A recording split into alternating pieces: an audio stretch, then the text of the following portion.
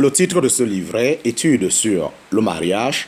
Nous sommes à la 5e partie de ce livre. Il est écrit par le bien-aimé frère Blaise. Les fiançailles et le mariage ont néanmoins en commun qu'ils font naître un lien entre les familles et entre les fiancés ou époux, un lien certes plus contraignant dans le mariage. En parenthèse, 1 Samuel chapitre 18, versets 17 à 27, Deutéronome chapitre 20, verset 7, mais un lien suffisamment prononcé du côté des fiançailles pour que les fiancés soient indifféremment considérés comme des mariés. En parenthèse, Matthieu chapitre 1, verset 18 à 24, Luc chapitre 1, verset 26 à 27, Luc chapitre 2, verset 4 à 5. Leçons tirées de la grâce. Leçons tirées de la grâce. Sous la grâce, le Seigneur confirme les règles précises en leur donnant un contenu spirituel. Premier point, la règle de l'appartenance des futurs époux au peuple de Dieu, en parenthèse, 2 Corinthiens chapitre 6, verset 14 à 18, 1 Corinthiens chapitre 9, verset 5, 1 Corinthiens chapitre 7, verset 39, Actes chapitre 15, verset 19, 20 et 28, 1 Corinthiens chapitre 6, verset 12 et 20. 12 à 20.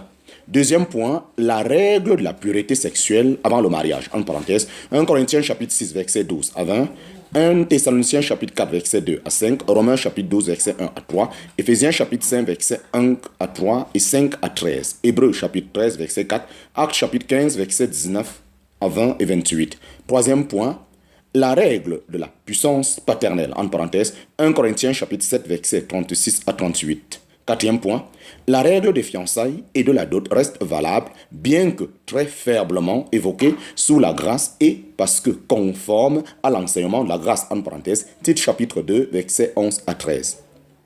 Petit 2, le mariage sous d'autres angles. Le mariage sous d'autres angles. Petit a, le mariage au sens strict comme l'union dans la chair entre l'homme et la femme.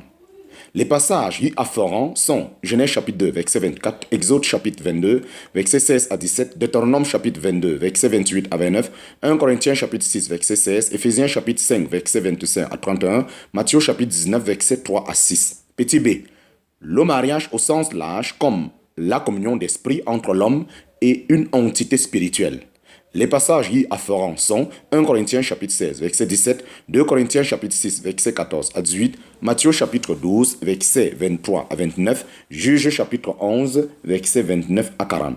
Conclusion. Au regard de ce qui précède, le mariage selon Dieu prend effet dès lors que la jeune fille est donnée par ses parents vierges et ou libre de tout engagement à son époux, moyennant ou non la dot. Après ou sans les fiançailles. Le critère essentiel d'effectivité du mariage, selon Dieu, est donc le consentement du père et du chef de famille selon les coutumes. L'expression de vœu concordant de mariage entre un homme et une femme ne constitue ni un lien de fiançailles, ni une condition suffisante ou sine qua non du mariage. Au regard de l'importance de la puissance paternelle, encore moins un lien de mariage. Elle ne fait naître aucun lien de fait ou de droit dans le mariage et si elle en faisait naître dans la conception des proposés en marche de l'accord des parents, elle serait considérée comme de la débauche, en parenthèse, 1 Corinthiens chapitre 7, verset 1 à 2. Elle est donc essentiellement facultative, mais tout aussi excellente pour une vie épanouie des époux. En parenthèse, Genèse chapitre 24, versets 56 à 57. La célébration du mariage varie selon les coutumes.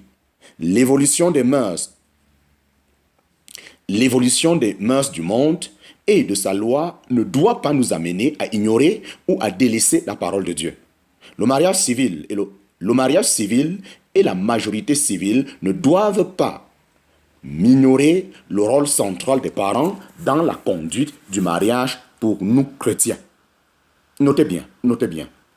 La violation par Dieu lui-même, des règles de l'appartenance des futurs époux au peuple de Dieu au peuple de Dieu, ainsi que de la pureté sexuelle de ceux-ci avant le mariage, dans le livre d'Osée, mérite quelques explications.